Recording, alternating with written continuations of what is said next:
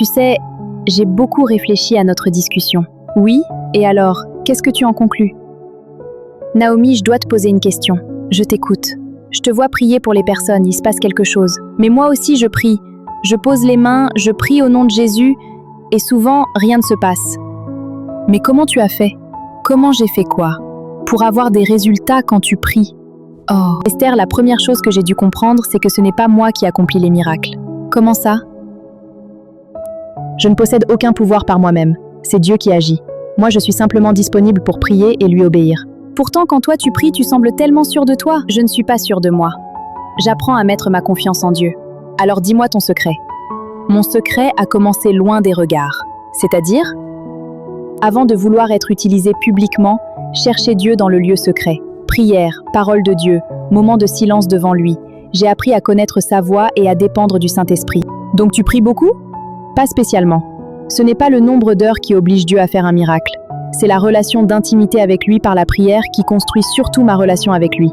Moi, je prie beaucoup, mais peu de résultats.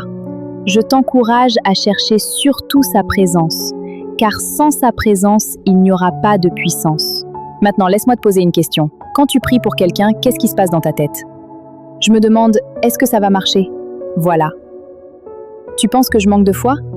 Je ne veux pas te condamner. Nous avons tous des moments de doute. Et pourquoi je dois prier? Mais si toute ton attention est fixée sur le résultat, tu risques d'oublier pourquoi tu pries. Parce que tu aimes la personne et que tu fais confiance à Dieu. Le résultat appartient à Dieu. Mais si je prie avec foi et que la personne n'est toujours pas guérie, alors je ne mens pas. Je ne prétends pas qu'un miracle s'est produit s'il ne s'est rien passé. Et tu ne te sens pas humilié? Pourquoi? Je ne suis pas Dieu.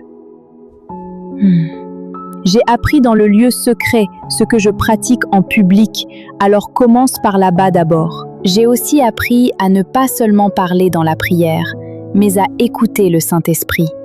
Mais comment est-ce que tu l'écoutes? Je vais te dire.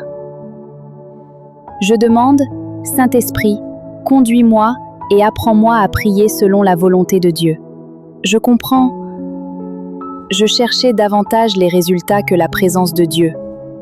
Alors cherche Dieu. Aime les gens, prie avec foi et laisse les résultats entre ses mains.